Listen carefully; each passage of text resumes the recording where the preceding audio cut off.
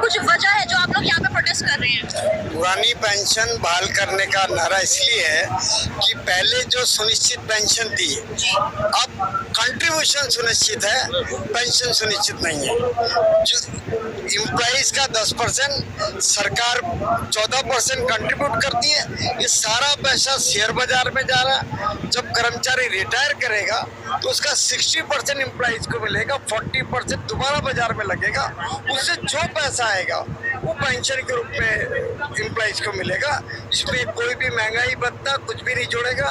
जो अभी देखने में आ रहा है, ये पेंशन 800 रुपया, 1000, 1200, 2000, 3000।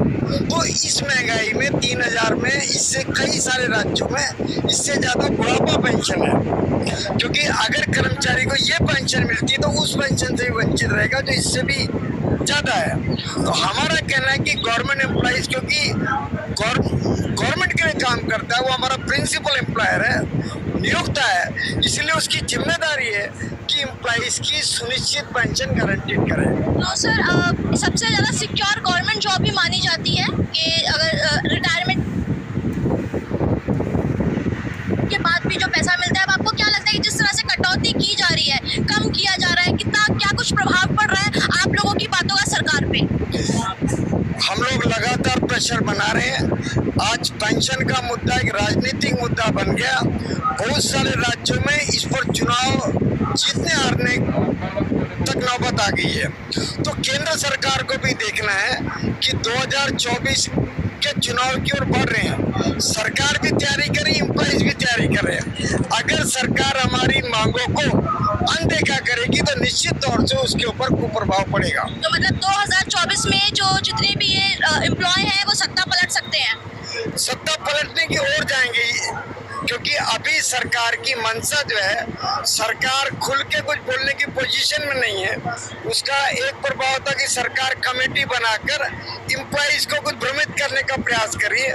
लगातार एक के बाद एक को सुर्रा छोड़ रही है कि कर्मचारी की इतनी पेंशन मिलेगी, ये मिलेगा। कि तो अभी तक जो सरकार है, हमारा एक ही कहना है कि पुरानी पेंशन सुनिश्चित के सिवाय और हमारी कोई मांग नहीं है। जब तक पुरानी पेंशन सुनिश्चित नहीं होगी, हमारा आंदोलन सतत जारी रहेगा। तो सर, ये जो आप प्रोटेस्ट कर रहे हैं, इससे पहले आपने कोई अपील करी है उनसे, किसी तरह की जाके शांति से बातचीत करी है? हमने जितने भी मेंबर ऑफ पार्लियामेंट हैं उनको 2 लेटर दिया है।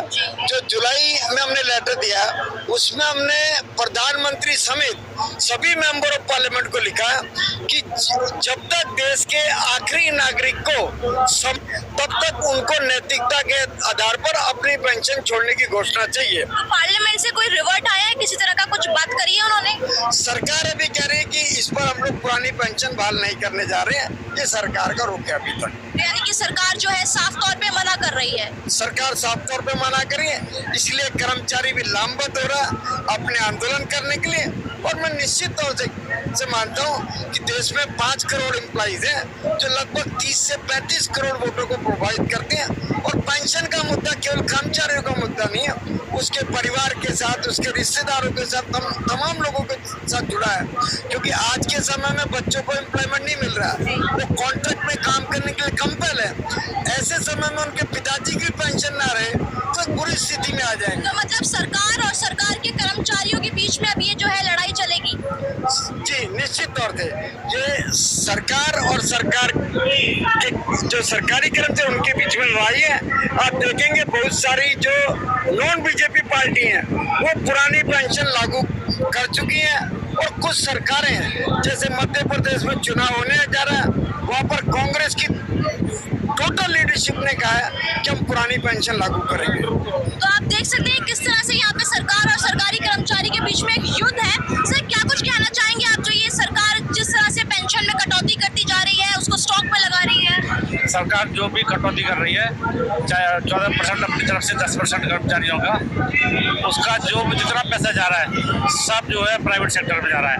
तो उससे कर्मचारियों को कोई भला होने वाला नहीं है। 60% आपको देगी, 40% आपका जो रुका रह जाएगा उसमें आपको 2500 3000 मैक्सिमम 3000 पेंशन मिलेगी। तो सर, आपको कितना समय हो गया, आप भी गवर्नमेंट एम्प्लॉय हैं? जी, मैं तो आपको करीब 37 साल सर्विस करते हो गई। 37 साल आपने काम किया, अब आपको जहाँ पे मुनाफा होना था उस काम का, तो वो अब उसमें भी कटौती है। बिल्कुल कटौती होगी। अब जो पुरानी पेंशन धारक है उनको भी सरकार का यही रवैया रहा तो उनकी पेंशन भी खत्म कर दी जाएगी। अगर यही आप क्या कुछ कहना चाहेंगे सरकार से और जनता से?